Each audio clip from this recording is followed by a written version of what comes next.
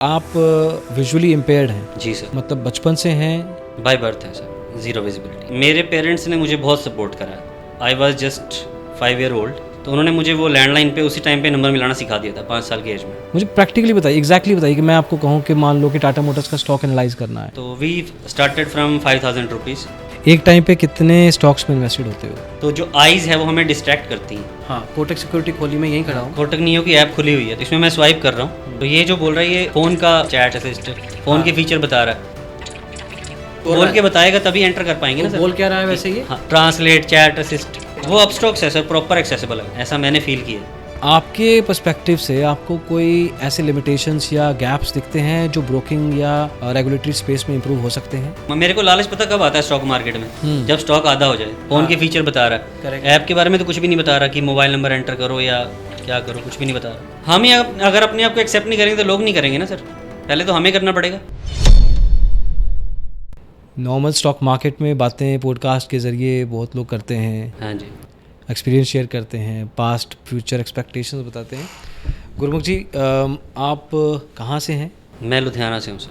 लुधियाना, पंजाब से हैं, और आप विजुअली इम्पेयर्ड हैं? जी सर, मतलब बचपन से हैं? बाय बर्थ है सर। अच्छा, बाय बर्थ हैं। जी, ओके, शुरू से ही आप मतलब 0% विजिबिलिटी है या कुछ?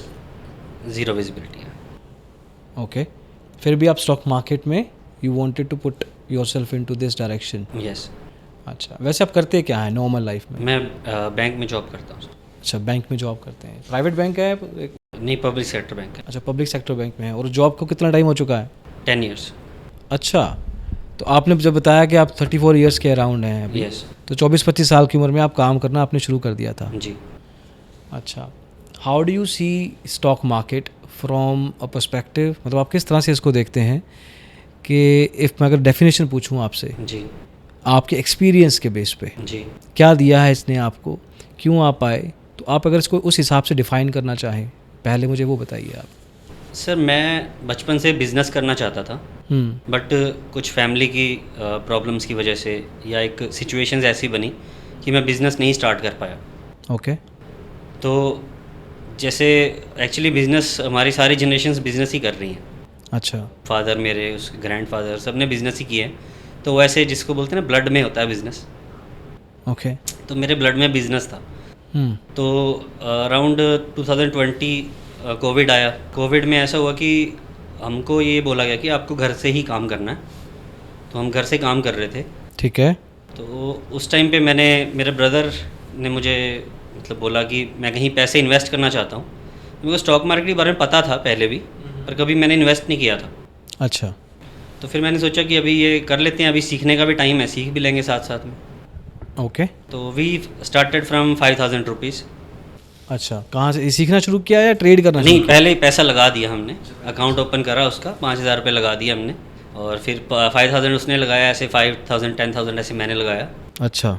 तो उस टाइम पे भी ज़्यादा स्टॉक्स पता नहीं थे, ढूंढने शुरू किए, कभी मनी कंट्रोल पे, कभी कहीं और ऐसे।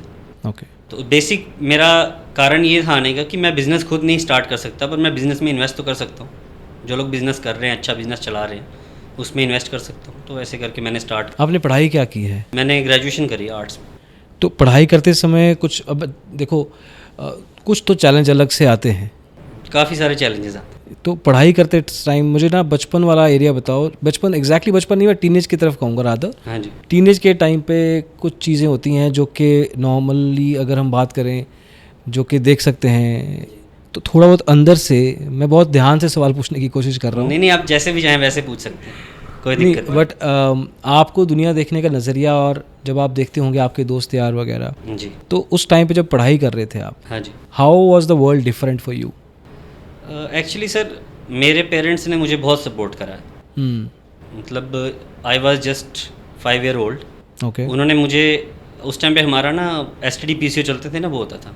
ठीक है। तो उन्होंने मुझे वो लैंडलाइन पे उसी टाइम पे नंबर मिलाना सिखा दिया था 5 साल की एज में।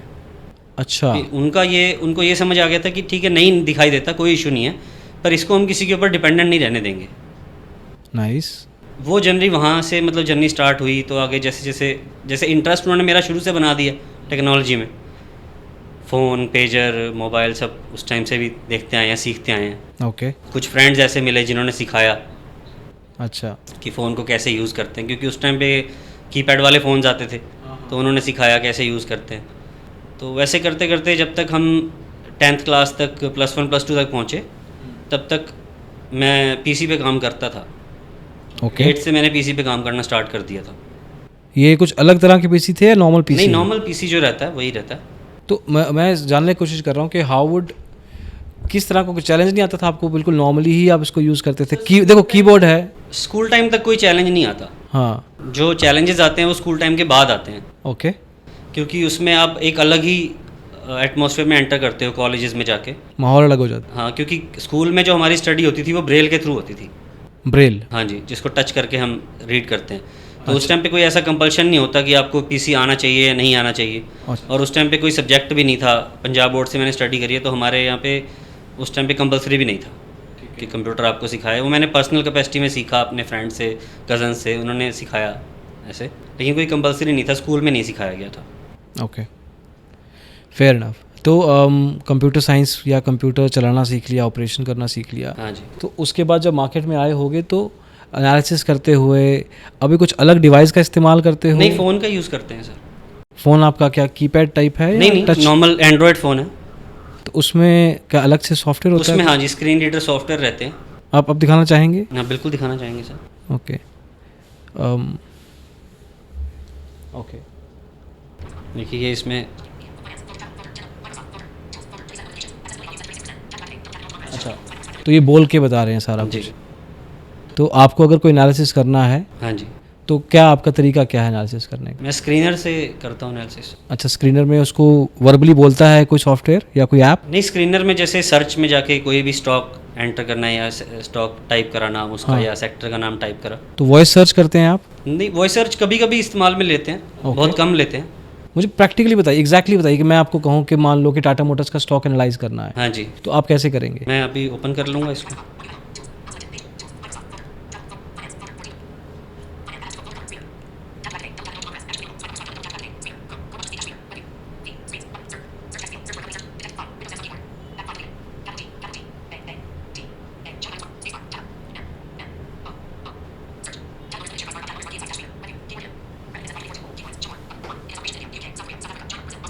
यहाँ पे सारा इसका डिटेल लिखा हुआ है, जैसे कंपनी क्या करती है, कैसे है। ओके, क्या मैं देख सकता हूँ? बिल्कुल देख सकते हैं। अच्छा टाटा मोटर्स का स्क्रीन है, मैं एक बार स्क्रीन पे भी दिखाना चाहूँगा जी जी बिल्कुल। With your permission. नहीं नहीं, नो इशू सर। तो ये किस भाषा में बात कर रही है? ये इंग्लिश में बात कर रहे हैं। इंग्लिश में बात कर रही है, थोड़ा तेज़ बात कर रही है तो शायद हाँ। आपको वो स्पीड बढ़ा के करना पड़ेगा ना, वरना टाइम बहुत जाएगा सर। अच्छा, तो टाटा मोटर्स का स्क्रीनर आपने खोल रखा था, है? क्या बात है। So this is like a normal phone, normal ये ऐप है, सब कुछ नॉर्मल है। कहीं कहीं चैलेंजेस आते हैं, कुछ कुछ ऐप्स एक्सेसिबल नहीं होती हैं। जैसे जितने भी ये टूल्स तो और भी हैं स्क्रीनर की तरह, लेकिन कोई एक्सेसिबल नहीं है टूल। उस तरह से डिज़ाइन नहीं किया गया कि हम उसको इजीली एक्सेस कर पाएँ। गुरु जी, ब्रोकिंग इंडस्ट्री वैसे तो अपनी बहुत मैच्योर हो रही है ओवर पीरियड ऑफ टाइम, से भी नए नए चेंजेस लेके आता रहता है, कुछ चीज़ों में इसको इम्प्रूव करना है अभी जी। आपके पर्सपेक्टिव से आपको कोई ऐसे लिमिटेशंस या गैप्स दिखते हैं जो ब्रोकिंग या रेगुलेटरी स्पेस में इम्प्रूव हो सकते हैं? जी बिल्कुल सर। जैसे कि जैसे सर अभी मैं इन्वेस्टमेंट कर रहा हूँ, तो मैं अपने ब्रदर के अकाउंट में इन्वेस्टमेंट कर रहा हूँ। ओके, वो इसलिए नहीं कर रहा कि मैं अपना अकाउंट खोलना नहीं चाहता। वो इसलिए कर रहा हूँ क्योंकि मेरा अकाउंट नहीं खुल पा रहा है। ऐसा क्यों? ऑनलाइन ब्रोकर है, हाँ, वहाँ पे वो हमारी सेल्फी क्लिक करते हैं, फिर सिग्नेचर मांगते हैं। वो कहते हैं थंब इम्प्रेशन पे खोलेंगे नहीं। जो ऑफलाइन सिग्नेचर है हाँ, वो बोलते हैं कि थंब इम्प्रेशन आप लगा दो, खुलेगा नहीं खुलेगा पता नहीं। वो कभी तो वो कहते हैं कि हम ही कर देते हैं आपके साइन, तो खोल देते हैं ऐसे करके।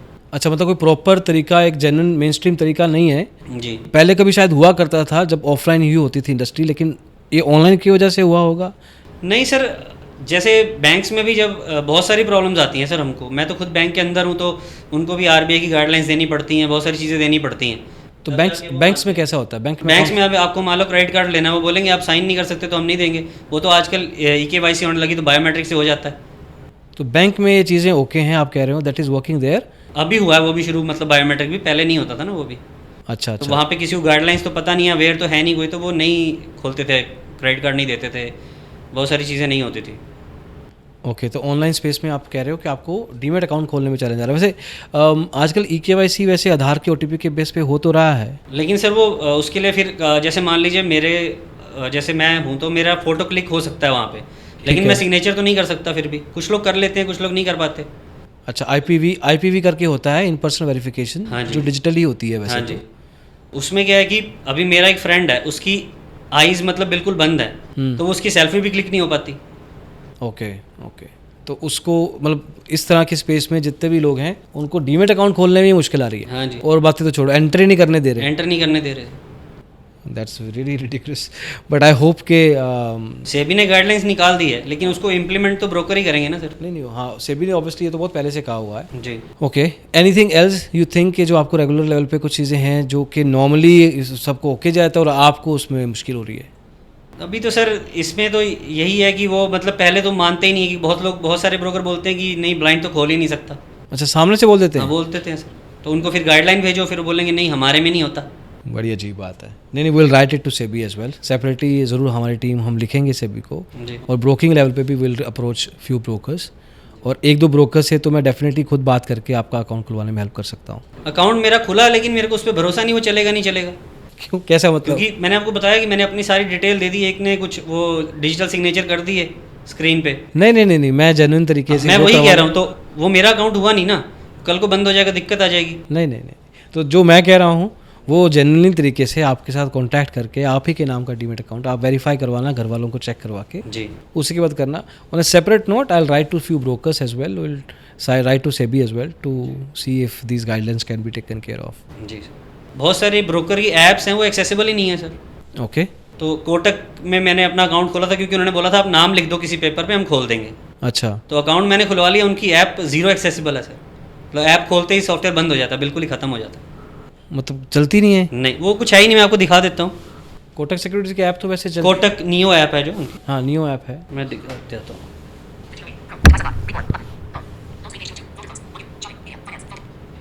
ये आप करते क्या है, मतलब ये भी मैं जानना चाहूँगा, वो how does this work? Sir इसमें आप स्वाइप करते हैं नेक्स्ट आइटम पे जाने के लिए। जिस आइटम को आपको खोलना है उसके लिए डबल टैप करते हैं। हाँ, कोटक सिक्योरिटी खोली, मैं यहीं खड़ा हूँ। कोटक नियो की ऐप खुली हुई है, देखिए हाँ। अभी। तो इसमें मैं स्वाइप कर रहा हूँ, तो ये जो बोल रहा है ये फ़ोन का वो बता रहा है, चैट असिस्ट फ़ोन के फीचर बता रहा है। Correct. ऐप के बारे में तो कुछ भी नहीं बता रहा कि मोबाइल नंबर एंटर करो या क्या करो, कुछ भी नहीं बता रहा। अच्छा, वैसे ये मोबाइल नंबर का ही लॉगिन करने को कह रहा है, बट आपको वो कुछ और बोल रहा के है? बताएगा तभी एंटर कर पाएंगे ना वो सर। बोल क्या रहा है वैसे ये? हाँ, ये बता रहा है ट्रांसलेट चैट असिस्ट, अच्छा, मतलब इसमें जो access फ़ोन का करने- फीचर है वो बता access करने में मुश्किल आ रही है जी। कि ये जो स्क्रीन पे है उसको कोटक नियो ऐप बता ही नहीं रही है। हाँ, ऐसी बहुत सारी ऐप्स हैं, मतलब ब्रोकरेज के अलावा भी बहुत सारी ऐप्स हैं हाँ। जो कोई सपोर्ट नहीं है, एक्सेसिबिलिटी का ज़ीरो सपोर्ट है। कोई भी ऐप आपको मिली जैसे आपके फैमिली के नाम पे आपने अकाउंट बना के वो अपस्टॉक्स है सर, प्रॉपर एक्सेसिबल है वो, उसमें एक्सेसिबल है, प्रॉपर एक्सेसिबल है, कोई भी उसमें इशू है ही नहीं। तो आपको उसको यूज़ करने में मुश्किल नहीं आती? नहीं। तो कुछ ब्रोकर्स जिनके जो इस चीज़ को थोड़ा सीरियसली ले सकते हैं, उनको मेरी तरफ से एक रिक्वेस्ट है, आप अपनी ऐप को एक्सेसिबल बनाएं। अगर somebody wants to verbally use करके उसको आवाज़ के साथ कि आपकी स्क्रीन में क्या चल रहा है वो उसको बता देंगे तो वो समझ जाएगा, and actually they want to use their app, वो आपका कस्टमर बनना चाहते हैं लेकिन आप ही नहीं बना पा रहे हैं। Is that correct? यस। तो डेफिनेटली ये ब्रोकिंग इंडस्ट्री के लिए एक अच्छा सिग्नल है कहाँ पे वो इम्प्रूव कर सकते हैं, और अब ब्रोकर्स के ऊपर है कि वो उसको टैप करना चाहते हैं या नहीं। ठीक है, चलो लेट्स गेट बैक टू के आपने 5,000 रुपया डाला था हाँ जी। आपके ब्रदर के साथ, दोनों ने इकट्ठा रिस्क लिया कि चलो ये समुद्र में तैर के देखते हैं जी। ये क्या निकल के आता है। ऐसा तो नहीं कि वो सीरीज आई थी 1992 स्कैम, उसको नहीं। उसको देख के तो इम्प्रेस नहीं हुए थे? नहीं। अच्छा, उससे पहले मैं सुनता था कुछ लोगों को जो स्टॉक मार्केट में करते थे काम। अच्छा, अगर आप चाहें तो मैं नाम भी बता पाऊंगा, मेरे को कोई इशू भी नहीं होगा उसमें। बताना चाहें बता सकते मैं फिनोवेशंस को फॉलो करता हूँ काफ़ी टाइम से, 2017-18 से। हाँ जी। Trustable person, definitely trustable person. तो उनको देखा आपने या कुछ और को भी लोगों को देखा होगा जो पहला 5,000 का ट्रेड किया था इन्वेस्ट करने नहीं, के लिए? इन्वेस्ट ही किया था सर, स्टार्टिंग से इन्वेस्ट ही करते हैं। अच्छा, शुरू से इन्वेस्ट करते हैं, कभी ट्रेड नहीं किया आज तक? नहीं सर, देखिए पैसा लॉन्ग टर्म के लिए ही डालते हैं, कहीं शॉर्ट टर्म में बन जाए तो निकाल लेते हैं, अपना कैपिटल निकाल लेते हैं, बाकी छोड़ देते हैं। नहीं, वो 5,000 का एक्सपीरियंस बताओ मेरे को। 5,000 रुपये सर इन्वेस्ट करा था, उसमें टाटा मोटर के शेयर लिए थे। टाटा मोटर्स के लिए थे? हाँ जी। अरे क्या बात। 65 रुपीज़ समथिंग था, तो 20-30 स्टॉक टाटा मोटर के लिए थे, 50 टाटा पावर के लिए थे। अच्छा, हाँ जी। तो उस टाइम पे फिर इन्वेस्टेड रहे? बिल्कुल इन्वेस्टेड रहे, आज तक इन्वेस्टेड ही हैं। अच्छा, तब से लेके अब तक है? हाँ जी। नहीं तो उस टाइम पे कोई एनालिसिस नाम की कुछ चीज़ तो नहीं? नहीं, उस टाइम पे कुछ नहीं था, बस जो सुना पर देखा। इतना पता था कि सीखना है। तो ये सीखने का जर्नी हाँ जी, क्या था, कैसे सीखा, कहाँ से काफ़ी मुश्किल था सर। कोई मुझे मतलब मुझे समझ नहीं आ रहा था कि कहाँ से सीखना चाहिए, कैसे सीखना चाहिए। स्टार्टिंग में जब इन्वेस्ट करते थे उतना पता भी नहीं था कितना पैसा इन्वेस्ट करना चाहिए, किस स्टॉक में कितना नहीं करना चाहिए, या स्टॉक ढूंढे कैसे ये भी नहीं पता था। करेक्ट। काफ़ी मुश्किल था। यूट्यूब पे कोई भी स्टॉक कुछ भी बताता था, मैं खरीद लेता था। खरीदता था लॉन्ग टर्म के लिए, पर खरीद लेता था। तो फंड कैसे डिसाइड करते थे कितना डालूं? सर उस टाइम पे तो बहुत ही कम फंड डालते थे, 1000, 2000, 500, 600 भी डालते थे। अच्छा। कुछ 500 रुपये का, वही 5 रुपये का स्टॉक है तो 100 शेयर लेके छोड़ देते थे उसको। अच्छा, पेनी स्टॉक में भी ऐसे डाला है? पेनी स्टॉक में ही ज़्यादा पैसा डालता हूँ मैं। ओके। मैक्सिमम इन्वेस्टमेंट मेरा पेनी स्टॉक में रहता है सर। पेनी मतलब आप 10 रुपये से कम की बात कर रहे हो? नहीं, 10 रुपये से कम की बात भी कर रहा हूँ, लेकिन मेरा सारा जो इन्वेस्टमेंट है, कोई भी मैंने आज तक स्टॉक जितने खरीदे हैं 100 रुपये से ऊपर कोई नहीं खरीदा। अच्छा अच्छा, 100 रुपये वाला पेनी से थोड़ा सा बेटर होता है? हाँ, थोड़ा सा बेटर होता है। चलो, बट ये क्यों 100 रुपये से कम क्यों? सर क्योंकि लिमिटेड कैपिटल है और इन्वेस्ट रह के लॉन्ग टर्म में मुझे कोई प्रॉब्लम है नहीं कि मुझे जल्दी पैसा बनाना है, तो अपना डाल के छोड़ देते हैं सर। कंपनी को स्टडी करते रहते हैं, नज़र रखते हैं क्या न्यूज़ आ रही है, क्या कंपनी काम कर रही है, कैसे है। एक टाइम पे कितने स्टॉक्स में इन्वेस्टेड होते हो? सर आज की होल्डिंग्स 82 है। अच्छा, अलग अलग 82 कंपनीज में पैसा डाला हुआ है? जी। ओके। मैंने कम करने की कोशिश की पर मैं कर नहीं पाया, फिर हो जाती हैं दोबारा। आप रिस्क को मिटिगेट करने की कोशिश करते हैं? कंपनीज को खाली मैं कम करने की कोशिश करता हूँ, क्योंकि जो जितने भी अच्छे लोग हैं वो सब यही बोलते हैं कि 20 से 25 कंपनी में पैसा होना चाहिए आपका। लेकिन 20-25 कंपनी कभी मैंने करने की कोशिश की, 5-7 कंपनी को स्टॉक बेच के कुछ और 2-3 स्टॉक अच्छे ले लिए, तो लेकिन वो फिर बढ़ जाती है धीरे धीरे, क्योंकि रिसर्च करता रहता हूँ, तो कोई और अच्छा स्टॉक दिखता है तो वो भी खरीद लेता हूँ फिर। तो जो एग्जिस्टिंग अच्छे हैं उनको बड़ा क्यों नहीं करते? तो वो तो सर होल्डिंग है ही रखी हुई है, उनमें से कोई सेल तो किया नहीं मैंने। अच्छा, एक किसी स्टॉक में हाईएस्ट फंड कितना डाला हुआ है? 25 से 30 हज़ार। 25 से 30 हज़ार। ये एक नॉर्मल एक अपर कैप है, इसके बियॉन्ड नहीं गए कभी? अभी तक नहीं गया। अच्छा, और ये भी 100 रुपये से नीचे वाले स्टॉक? हाँ, सारे 100 रुपये से नीचे वाले। अच्छा अच्छा। तो आज की तारीख में एक्सपीरियंस जो है लर्निंग ऑफ एनालिसिस का, वो स्क्रीनर के बेस पे है या कुछ उसके बियॉन्ड गए हो? स्क्रीनर है, न्यूज़ है, सारी न्यूज़ देखते रहते हैं। जी बिजनेस चलता है, 18 900 देश चला के रखते हैं। अच्छा, रूटीन में है ये चीज़ें मेरी। अच्छा, कोई रेशियोज वगैरह, फंडामेंटल एनालिसिस? सारी चीज़ें देखते हैं, P ratio, PG ratio, promoter holding, cash cycle days, sector wise, सारी चीज़ें देख के करते हैं। क्या क्या मतलब इसमें आपने क्या थ्रेशोल्ड रखे हुए हैं? पीबी रेशियो या पी रेशियो क्या होनी चाहिए? नहीं सर, इंडस्ट्री पी से कंपेयर कर लेते हैं ना उसको। ठीक है। और जैसे मान लीजिए कोई स्टॉक अपने पीजी से भी काफ़ी कम है, 1 से नीचे पीजी को ट्रेड कर रहा है, 1.5 से नीचे ट्रेड कर रहा है, तो वो वैल्यूएशन वाइज देख के पैसा लगा देते हैं। ज़्यादा मैं सेक्टर पे भी फोकस नहीं करता कि कौन सा सेक्टर है। अगर कंपनी में वैल्यू है तो लगा लेते हैं और अपना कैपिटल निकाल लेते हैं जब पैसा बन जाता है, बाकी छोड़ देते हैं। पैसा बन जाता है का मतलब कितने परसेंटेज? मतलब 3 गुना 4 गुना हो जाता है। और कितने ड्यूरेशन में जनरली ये देखा है आपने? सर किसी को 6 महीने लगते हैं, किसी को 1 साल लग जाता है, कई बार में 2-2 महीने में पैसे डबल हो जाते हैं। पैसे डबल का मतलब 5-10 हज़ार का 20-25 हज़ार? हाँ, 20-25 हज़ार हो जाता है। अच्छा, ओके ओके। बड़ा कैपिटल किसी एक फंड में नहीं डालते हैं जी। कोई ख़राब एक्सपीरियंस रहा है? नहीं सर, ख़राब एक्सपीरियंस कोई ज़्यादा नहीं रहा, मतलब क्योंकि मैं ज़्यादा कैपिटल नहीं डालता किसी में, तो मेरे को ज़्यादा डर भी नहीं लगता रिस्क लेने में। तो अगर कोई लॉस हो भी जाएगा तो वो उतना ही होगा जितना बेयर कर पाऊँगा। तो मान लो कि 10 हज़ार डाला है, हाँ जी, और स्टॉक गिर गया बुरी तरह से और उठ ही नहीं रहा है, उससे मुझे फ़र्क नहीं पड़ता सर। अगर कंपनी ठीक है तो कोई दिक्कत नहीं है, वो किसी भी प्राइस पे रहे। अच्छा, वो आ जाएगा आने वाले टाइम में, अभी नहीं आएगा तो उसको बेचते नहीं हो? नहीं। ओके, वो फंड आपका एक तरह से आप पकड़ के बैठते हो बिल्कुल। ताकि ये ही अपने आप को परफॉर्म करके वापस आए, जी जी। और नया फंड आप फिर नए स्टॉक में डालते हो। हाँ जी, जब गिर रहा है स्टॉक उसको एवरेज डाउन करते हो? बिल्कुल करते हैं। अच्छा, 100 रुपये का अगर 30 रुपये पे आ गया तो भी करोगे? तो भी कर लेंगे, अगर कंपनी को पता, कंपनी का समझ होगी मेरे को कि क्या कंपनी है, क्या काम कर रही है। अच्छा, अगर सिर्फ वही स्टॉक अपने सेक्टर में गिर रहा है तो? सर फिर जानने की कोशिश करेंगे क्यों गिर रहा है। ओके, ऐसा कुछ एक्सपीरियंस हुआ है? बीसीजी का ही है मेरा सर एक्सपीरियंस, जिसमें सबसे ज़्यादा लॉस करा। 3,000 रुपये का लॉस करा उसमें मैंने। अच्छा, ये कितने परसेंटेज है आपके कैपिटल का उस स्टॉक में? उस टाइम तो सर, उस टाइम पे ज़्यादा पैसे डालते भी नहीं थे। हाँ। 60 रुपीज़ के अराउंड की मेरी एवरेज थी, 30 पे सेल करना पड़ा था उसको। अच्छा, उसको बेच के फिर आप आगे बढ़ गए थे हैं? हाँ जी। ऐसे 1-2 इंसिडेंट्स और हुए होंगे, ज़्यादा नहीं हुए होंगे। Okay okay okay. मार्केट में वैसे सिंपल मैं एक सवाल पूछूं तो स्टॉक मार्केट ही क्यों? पैसा तो आप गोल्ड में भी लगा सकते हो या एफडी भी कर सकते हो या कुछ म्यूचुअल फंड्स भी डाल सकते हो। इक्विटी जितना रिटर्न कोई नहीं दे सकता सर। ये कैसे पता आपको? सर क्योंकि मैंने यहाँ पे स्टॉक 10 गुना किए हैं ना सर।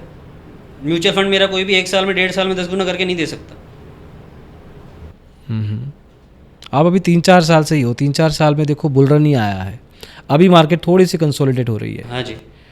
पिछले 2-3 साल में जो हुआ और जो आजकल पिछले 10-15 दिनों से हो रहा है, कुछ फ़र्क दिख रहा है आपको? नहीं, मुझे कोई फ़र्क नहीं दिख रहा सर। मेरे को तो खाली पैसा डालना है अच्छे स्टॉक में।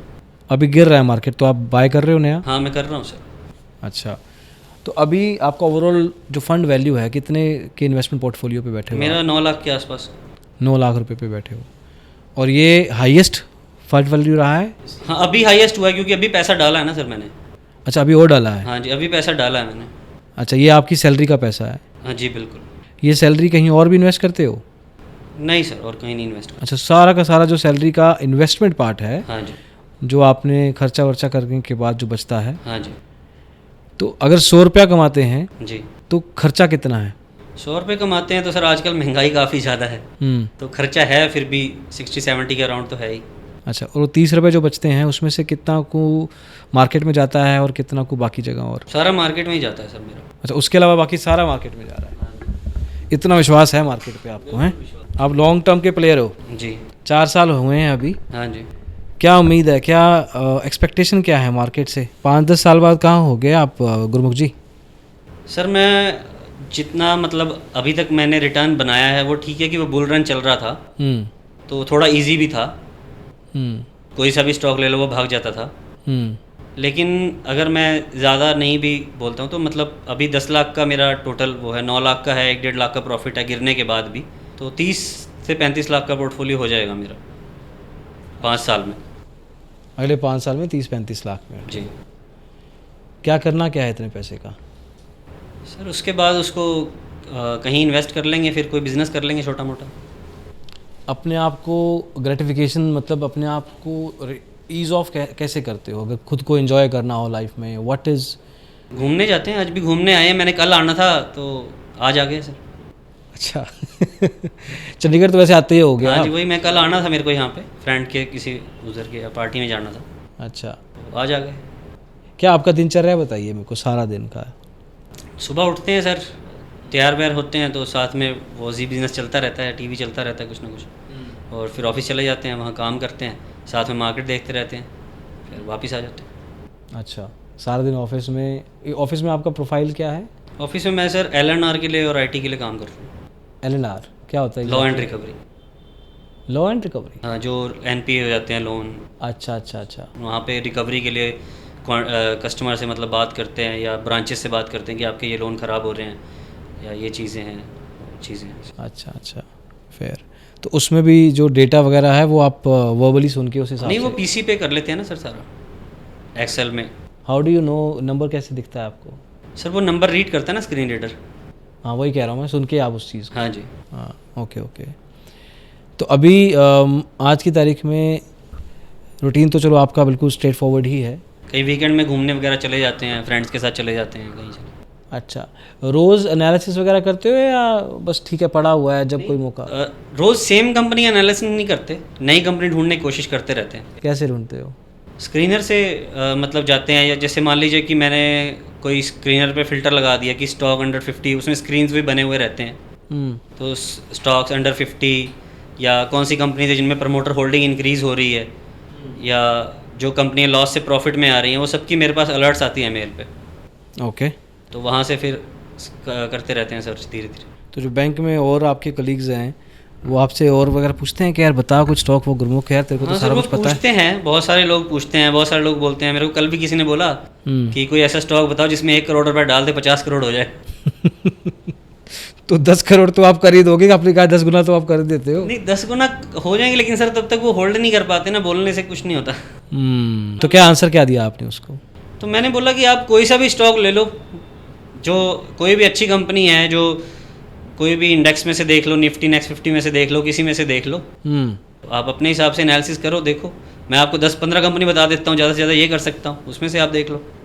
मतलब उस तरह से आप डायरेक्टली कोई हेल्प नहीं करते हो? अच्छी बात है, ये हेल्प नहीं होती एक्चुअली। हाँ सर, क्योंकि उनका अपना रिस्क का एपेटाइट है, मेरा अपना व्यू पॉइंट है। किसी का व्यू पॉइंट किसी के व्यू पॉइंट से मैच नहीं कर सकता ना। करेक्ट। और दूसरे को सिखाने का भी कोई मतलब नहीं है इस तरह से। हाँ जी, क्योंकि ये सिखाना हुआ ही नहीं जी ये तो बस बता दिया, उसका अपना ज़रिया है, आपका अपना ज़रिया है। जी।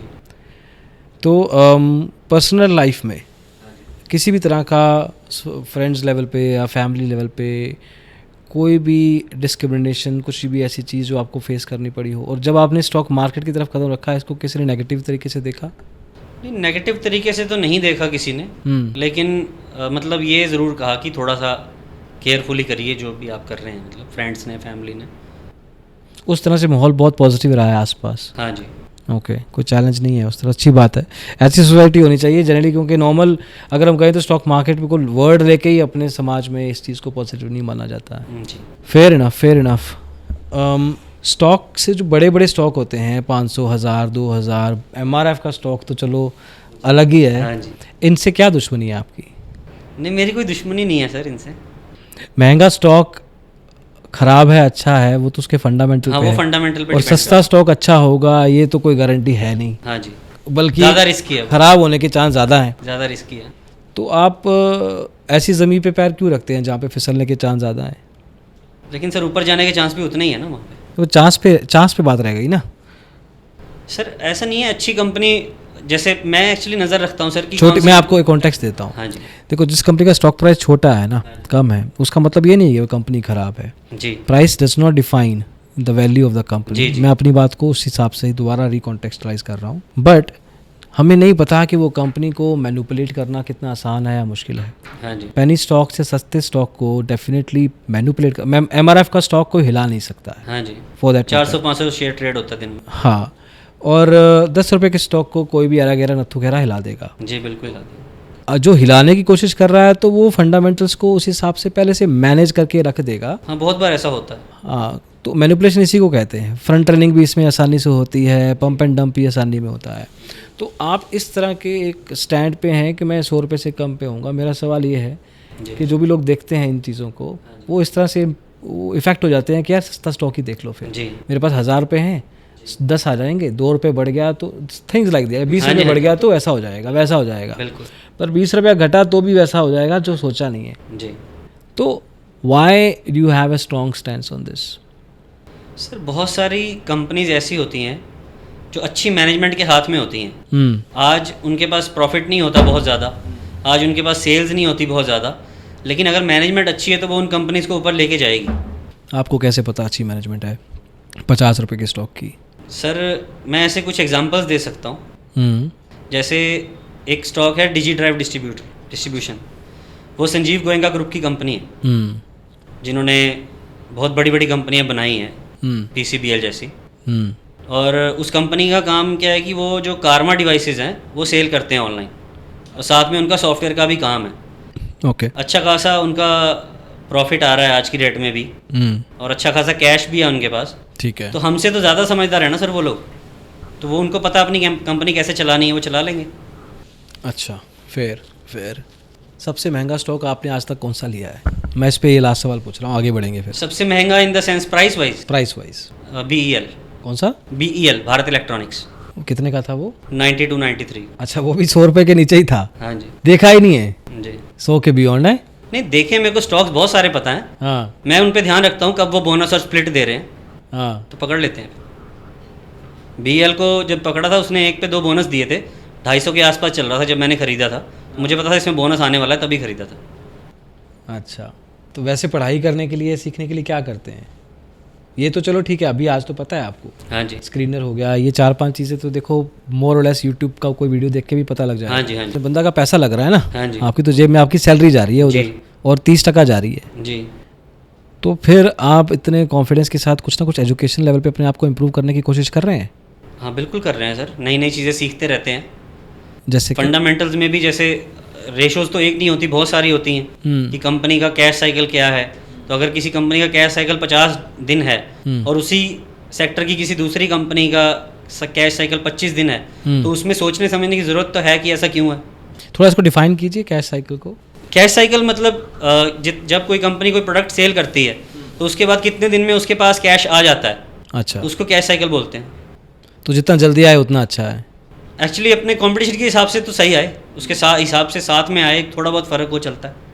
अच्छा, तो आप देख रहे हो फिर वो कंपनी बेचती क्या है, इस पे भी मैटर करता है? हाँ बिल्कुल, उस पर भी मैटर करता है, इसीलिए बोलो ना कि साथ की कंपनी देखनी पड़ेगी उसकी। तो फॉर एग्जांपल कोई भी स्टॉक एक दो अगर आप बताना चाहें। फॉर एग्जांपल सर, जैसे अभी कोई आईटी का स्टॉक है, तो उसमें कैश साइकिल थोड़ा लंबा ही होता है। करेक्ट। तो वो कभी 130 160 ऐसे डेज़ का होता है।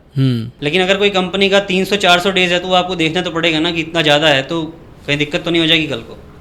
कंपनी के ऊपर कर्जे वगैरह हैं, इससे फ़र्क पड़ता है आपको? हाँ बिल्कुल पड़ता है सर, कोशिश करते हैं कि डेट फ्री ढूंढें, लेकिन अगर डेट है भी किसी कंपनी पे तो साथ में ये भी देख लेते हैं कि उसकी ग्रोथ कितनी हो रही है, ओके, प्रॉफिट कितना आ रहा है, उसको सेल कितना कर रही है, तो डेट उतार पाएगी नहीं उतार पाएगी। बुक्स में कैश कितना पड़ा है जी। पीबी रेशियो आएगा मेरे ख्याल से, इसमें क्या आता है? पी रेशो होता है, पीजी रेशो होता है, पीबी रेशो होता है, वैल्यूएशन के लिए बुक वैल्यू होती है, ये सब चीज़ें के लिए वैल्यूएशन चेक करते हैं ना वैल्यूएशन स्टॉक के लिए। बुक वैल्यू देखते हैं उसकी। अच्छा, तो मतलब टाइम अच्छा खासा जाता है, ऐसा नहीं है? नहीं, टाइम तो बहुत सारा जाता है, मतलब मैं शाम का टाइम तो यहीं जाता है। अच्छा, ऑफिस से आने के बाद कितने घंटे बैठते हो? सर यही करते रहते हैं। अच्छा, रियली? म्यूज़िक सुन लेते हैं, साथ में म्यूज़िक लगा लेते हैं, या कुछ कोई पॉडकास्ट चल रहा है, आपके पॉडकास्ट लगा लेते हैं, कुछ लगा लेते हैं, साथ में स्क्रीनर चलता रहता है। थोड़े पर्सनल सवाल पूछूं? बिल्कुल पूछिए। शादी हो गई? नहीं हुई सर। कब करनी है?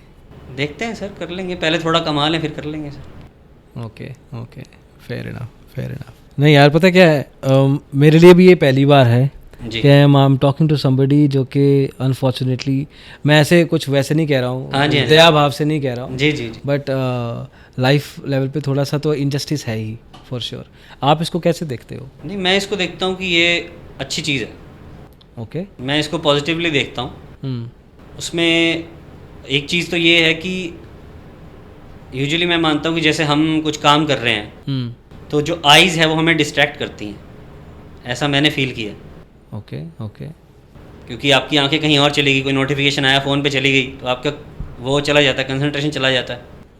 या दूसरा मैं ये देखता हूँ कि मैंने जैसे जॉब कर रहा हूँ, काफ़ी मेरा इंटरेस्ट है, आईटी में मेरा बहुत इंटरेस्ट है, या स्टॉक मार्केट में अब इंटरेस्ट है, तो कोई भी बहुत सारे लोग हैं जो नहीं सीखना चाहते या नहीं सीख रहे, हो सकता है मेरे को देख के सीख लें। या अगर ये कर सकता है तो हमारे लिए तो ज़्यादा ईजी, हम तो कर ही लेंगे। You actually believe all that? Yes. क्योंकि इसको कन्विक्शन से बिलीव करना है, इट्स टफ से भी थोड़ा बड़ा वर्ड ही चाहिए मेरे को। इम्पॉसिबल तो नहीं बोलूँगा, क्योंकि अगर आप कर ही रहे हो तो इम्पॉसिबल तो रहा नहीं जी, बट टफ के तो बियॉन्ड है ही। ये सोच कब आई? ये सर जैसे जैसे चीज़ें एक्सेप्टेंस है ना, ये एक एक्सेप्टेंस है। हाँ जी। When did that happen? हम ही अगर अपने आप को एक्सेप्ट नहीं करेंगे तो लोग नहीं करेंगे ना सर। पहले तो हमें करना पड़ेगा कि ये प्रॉब्लम है। And then you started thinking कि अच्छा है कि I am sorted this way. Yes. नहीं तो मैं फालतू में अलग अलग तरह से डिस्ट्रैक्शंस में टाइम वेस्ट करता अपना लाइफ का। यस। तो आप कहीं पे भी किसी तरह से मोबाइल पे ज़्यादा, इसके अलावा मोबाइल किस चीज़ के लिए यूज़ करते हो? पॉडकास्ट सुनने के लिए कर हर लिया? चीज़ के लिए करते हैं यूज़ सर। जैसे कि थोड़ा सोशल मीडिया भी यूज़ कर लेते हैं। ओके। और कोई और सर्च करना रहता है वो कर लेते हैं, कोई शॉपिंग करते हैं, सारी ऑनलाइन ही होती है मेरी शॉपिंग। Oh okay. ऑफलाइन तो मैं बहुत कम जाता हूँ। तो आप अपनी चॉइस से इंटरनेट का यूज़ करते हैं? इंटरनेट आपको नहीं बताता कब यूज़ हो रहा है? जी। इंटरनेट आपको यूज़ नहीं करता है क्योंकि हम तो सब इंटरनेट से यूज़ हो रहे हैं। वो आने वाले टाइम में और बढ़ेगा सर। मैं ना 2012-13 में चाइना में था जी। और उस टाइम पे मैं देखता था सड़कों गलियों पे लोगों का चेहरा झुका होता था और वो चलते फिरते मोबाइल पे ही होते थे। जी। और तब मेरे लिए अजीब बात थी कि ऐसा क्यों करते हैं लोग। हाँ जी। और आज की तारीख में इंडिया में ये है। जी। आप चलते फिरते कहीं भी देख लोगे लोग आपस में तो देख ही नहीं रहे। वहाँ पे तो अलग से ना छोटी छोटी गलियाँ सी बनी होती थी सड़क के साइड में। जी। चलने का रास्ता है, जो लोग मोबाइल पे चल रहे हैं। साइकिल वालों के लिए अलग से गली बनी होती थी, वो साइड में पेमेंट्स बनी होती है ना, हाँ जी, हाँ जी। वैसे वाला। तो वहाँ पे तो उस हिसाब से 2012-13 में दुनिया बन उस चुकी हिसाब थी से टेक्नोलॉजी डिज़ाइन कर दी गई है कि आप कि आप मोबाइल में आपका चेहरा ऊपर नहीं आना चाहिए, लो एक गली बना दी आप जी। सड़क में आपको डिस्टर्बेंस नहीं होएगी। तो ये गली इंडिया में भी जल्दी बन जाएगी फॉर दैट मैटर। बट आप उस चीज़ से परे हैं फ्रॉम दैट एंगल।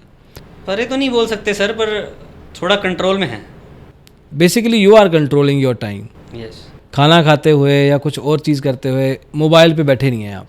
थोड़ा ये भी बोल सकते हैं ना कि हमारे पास थोड़ा प्रिविलेज है कि हमें सुनने से काम चल जाता है। देखो, हमारे लिए तो सुनना और देखना दोनों डिस्ट्रैक्शंस हैं। हाँ जी। अगर हम देख नहीं पा रहे, अगर मैं हेयर ड्रायर का यूज़ कर रहा हूँ और हेयर ड्रायर की आवाज़ आ रही है तो मेरे ईयरफोन्स लगे हुए हैं तो मैं सुन रहा हूँ, डिस्ट्रैक्टेड तो मैं तब भी हूँ। 100% तो मैं हेयर ड्राई तब भी नहीं कर रहा हूँ। जी।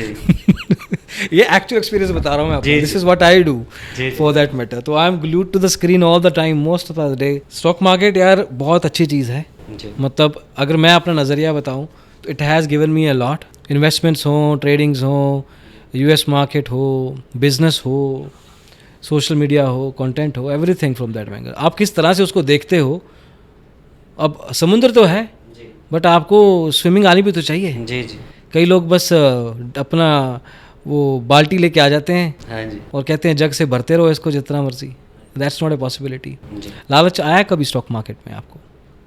नहीं सर, मेरा ना सच कभी एक आधी इमोशन कभी जागी हो लालच के चक्कर में? नहीं, मैं इमोशन पे खेलता ही नहीं सर स्टॉक में। मेरे को लालच पता कब आता है स्टॉक मार्केट में? जब स्टॉक आधा हो जाए और कंपनी ठीक हो और आप इन्वेस्टेड नहीं हो। हाँ जी। मेरे को लगता है कि पैसा लाओ कहीं से डालें इसमें।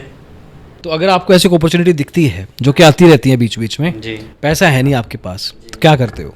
सर देख लेते हैं एक बार, अपने पोर्टफोलियो को देख लेते हैं, कोई ऐसा स्टॉक है जिसमें थोड़ा बहुत कैपिटल निकाल के यहाँ डाल सकते हैं। या बैंक में काम करते हो, कभी लोन वोन के चक्कर में तो नहीं पड़े? नहीं सर, ऐसे कोई। क्योंकि अभी मैंने कुछ दिन पहले एक पॉडकास्ट किया है, जी। 27 साल की उम्र है लड़के की, 1 करोड़ का लोन ले चुका है। नहीं नहीं सर, इतना बड़ा लोन मैं स्टॉक मार्केट के लिए कभी नहीं लूँगा। छोटा मोटा ले सकता हूँ, बड़ा नहीं ले सकता। ओके, क्या क्या आपका लिमिट क्या है? मेरा सर 1-1.5 लाख 2 लाख। कब लेंगे? क्योंकि उतने में पैसा बन जाएगा सर। मतलब कब क्यों ऐसा टाइम आएगा आपको कि आपको लगेगा कि मेरे को लोन लेना चाहिए? सर आज बहुत सारे लोग बोल रहे हैं, वैसे लोग तो हमेशा ही बोलते रहते हैं, हाँ। लेकिन आज बहुत सारे लोग बोल रहे हैं कि मार्केट 20,000 आ जाएगी। तो मैं उनको यही जवाब देता हूँ, जब जिस दिन मार्केट 20,000 आएगी मैं लोन लेके पैसा डालूंगा। चाहे 18% ब्याज क्यों ना देना पड़े हैं। नहीं 18 तो नहीं देना पड़ेगा सर, बैंक में बैठे हैं, कम देना पड़ेगा थोड़ा। ओह गॉड, इसका भी फायदा उठा रहे हैं। गुड यार। तो अभी थोड़ा ज्ञान व्यान देते हो दुनिया को स्टॉक मार्केट को लेके? सर मैं समझाता हूँ सबको कि आप मतलब देखिए, मैं नहीं करता डाइवर्सिफाई, वो मेरी गलती है। आप डाइवर्सिफाई नहीं, आप ओवर डाइवर्सिफाइड है। हाँ वही मैं कह रहा हूँ कि अगर मतलब मैं अलग अलग जगह पैसा नहीं डालता अपना तो वो मेरी गलती है। लेकिन मैं सब जिसको भी समझाता हूँ उसको यही समझाता हूँ कि थोड़ा थोड़ा सब जगह डालिए। सब जगह मतलब? एफडी कराइए, थोड़ा एक ऐसा अमाउंट हो जिसकी आपको इमरजेंसी में ज़रूरत पड़ जाए, उसकी आप एफडी करा लीजिए। थोड़ा अमाउंट म्यूचुअल फंड में डाल दीजिए, थोड़ा अमाउंट आप कहीं गोल्ड सिल्वर लेके रख लीजिए, ऐसा कर लीजिए। ये ज्ञान तो अच्छा है, लेकिन आपने किया हुआ है? मैं तो सर बताया आपको, मैं स्टॉक मार्केट डाल। सर देखिए, अगर समझ के रिस्क लिया जाए तो वो रिस्क कम हो जाता है ना सर। अगर मुझे पता है कि मैं क्या कर रहा हूँ, अगर मुझे यही नहीं पता मैं क्या कर रहा हूँ, तो मैं किसी को क्या बताऊँगा? Fair enough. ये आप जो 30% सैलरी डाल रहे हैं, कब से डाल रहे हैं? सर 2020 में तो 15,000 डाल के छोड़ दिया था, वो 75,000 हो गया। तो फिर थोड़ा समझ में आया कि करना पड़ेगा काम और सीखना पड़ेगा। देखो वो तो चलो मार्केट वापस रिकवरी कर रही थी कोविड से, तो एवरीबडी मेड दैट मनी उस टाइम पे। तो बट मेरा फोकस सीखने पे था सर ना, क्योंकि ऐसे रैंडम स्टॉक मैंने कुछ खरीदे, उनको खरीद के देखा वो रोज़ सर्किट पे चल रहे हैं, मेरे बिक गए, अच्छी बात है। लेकिन ये पूरी उम्र नहीं कर सकते, तो अल्टीमेटली सीखना ही पड़ेगा। तो कोई मिल नहीं रहा था, बहुत मुश्किल से कोई मिला जिसने मैंने सीखा। ओके। तो मैं उनका नाम बोलना ज़रूर चाहूँगा, वो थे मुकुल अग्रवाल जी। अच्छा। जिनसे यूट्यूब पे मैंने सीखा कि इन्वेस्टमेंट कैसे करते हैं। Okay okay. वो आज तक उनसे ही सीख रहे हैं। तो कोई भी मतलब माइंड में डाउट आता है तो लगता है, आज जैसे कुछ भी हुआ मार्केट में सडनली, तो लगता है कि कोई बताएगा, शाम को बता देते हैं वो। क्या बात है, क्या बात है यार। मार्केट में ना ऑप्शन ट्रेडिंग की एक लहर आई थी बीच में जी 2021-22 से जी। और इस लहर में हर साल कोई ना कोई, ज़्यादातर लोग रादर जी जी डूबे ही हैं। हाँ जी। आपका मन किया कभी? नहीं सर। आपने 3 साल का पीनल चेक करवाया होगा? नहीं 3 साल का तो नहीं कराया, 2 साल का देखा था मैंने। 2 साल का पीनल चेक करवाया, उसमें कोई ऑप्शन की ट्रेड नहीं मिली हमारी टीम को? मैंने खरीदा ही नहीं सर कुछ कभी। कोई कॉन्ट्रैक्ट नहीं है? नहीं। क्यों? मैं करना चाहता हूँ। मैं नहीं कह रहा हूँ अच्छी बात बुरी बात, उसका कौन हूँ मैं? नहीं, मैं पूछना चाह रहा हूँ किस तरह से आप इस लहर में बहे क्यों नहीं?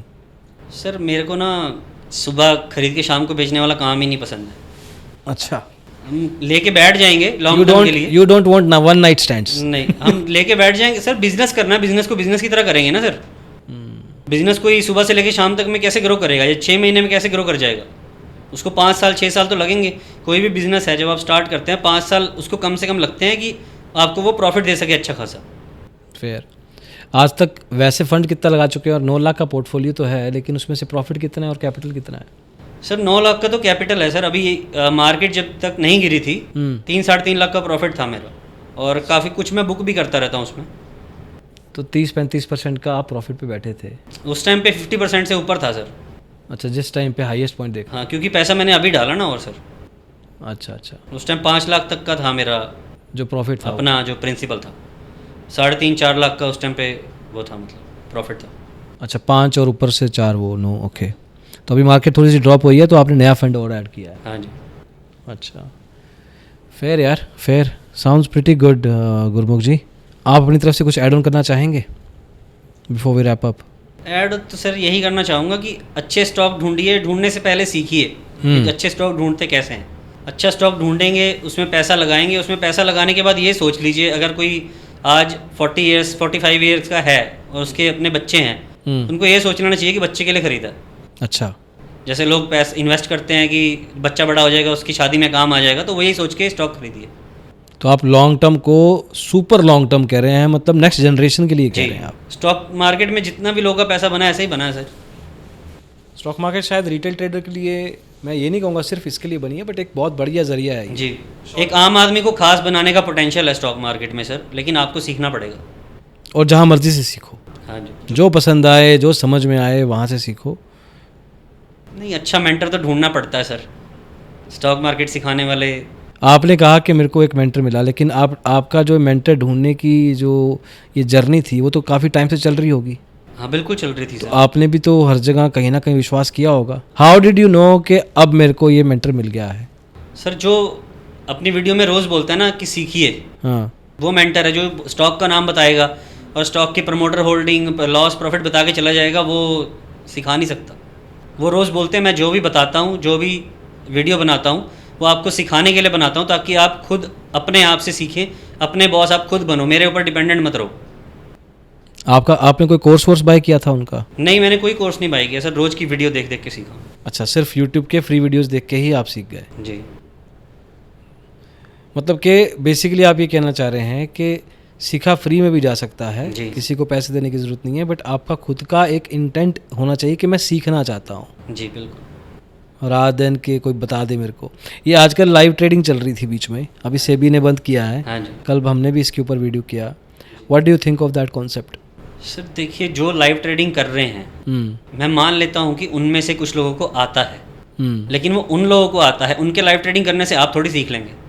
अगर आपको सीखना है तो आपको ही पहले मेहनत करनी पड़ेगी ना वहाँ तक पहुँचने के लिए। एग्जैक्टली। और ये मेहनत आपकी तो अभी भी कंटिन्यूड है, मैं ये मान के मैं चल तो रहा सीख ही रहा हूँ सर। अभी तक नई नई चीज़ें पता चलती रहती हैं, नई नई रेशोज़ पता चलती रहती हैं कंपनी को जज करने की। हूँ। Okay okay. कंपनी की एजीएम्स होती हैं, उसके ऊपर ध्यान देते हैं आप? सर उसमें ना जो स्टॉक्स मेरे पास होते हैं उनकी मतलब ज़्यादा डेटा मिलता नहीं है, वो आपको पता ही होगा। बहुत मज़ा आया Gurmukh ji, and thank you so much for sharing this experience of yours.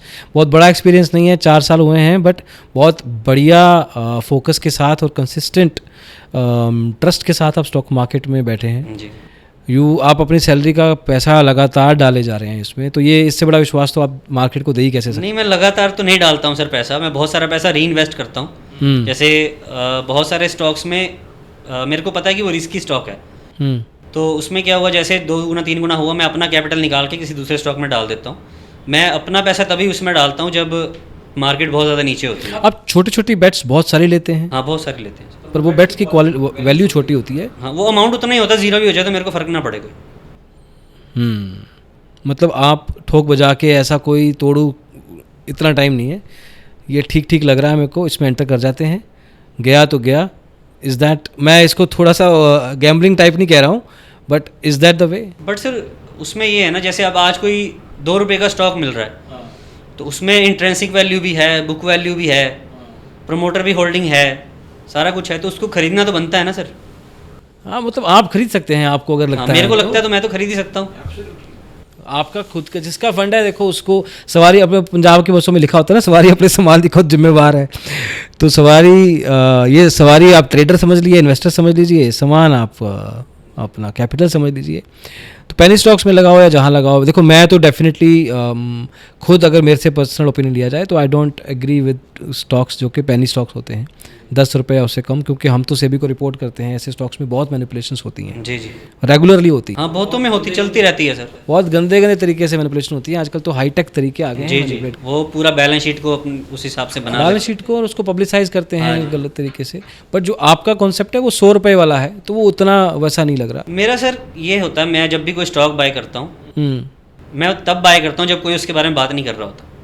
तो आपको पता कैसे लगता है, क्योंकि बात तो कोई कर नहीं रहा? सर कोई तो स्क्रीनर से मैं तो ढूंढ लेता हूँ ना सर। अच्छा अच्छा, अंडर वैल्यूड स्टॉक ढूंढ लेता हूँ, कौन सी कंपनी इस क्वार्टर में प्रॉफिट में आई है उस पर मेरी नज़र होती है, कौन सा प्रमोटर होल्डिंग इंक्रीज कर रहा है। बहुत सारे स्टॉक्स ऐसे रहे जिसमें मेरे खरीदने के बाद FIDI आए हैं। मतलब कुछ सिग्नल्स हैं, कुछ आप आइडिया लगा लेते हो कि ये एक तरह से स्टॉक सिग्नल देता है, उस हिसाब से जब ये काम करेगा तो मतलब कोई बड़ा आने वाला है। जी जी, तो उससे पहले आप अपनी पोजीशन बना के बैठते हैं।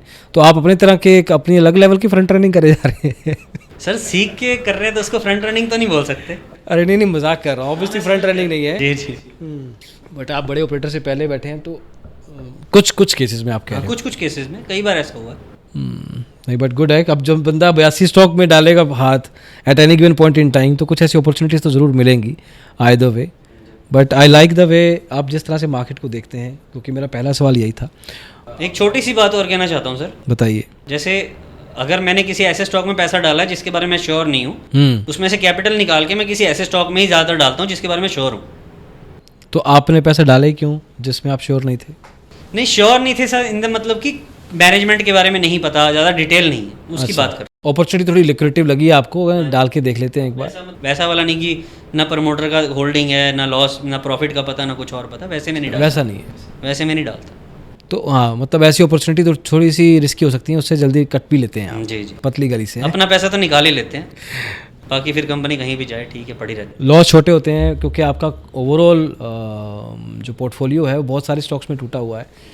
हमारे एक सरदार जी आए थे दिल्ली से। हाँ जी, उनका पोर्टफोलियो में 450-500 वो सुना था सर। उनका भी रिस्क कैपिटल उस हिसाब से बहुत छोटा हो जाता था। 2.5% से बियॉन्ड वो किसी भी स्टॉक में नहीं डालते थे। जी जी, तो फॉर दैट मैटर। बट बहुत अच्छा लगा Gurmukh ji, thank you so much for coming.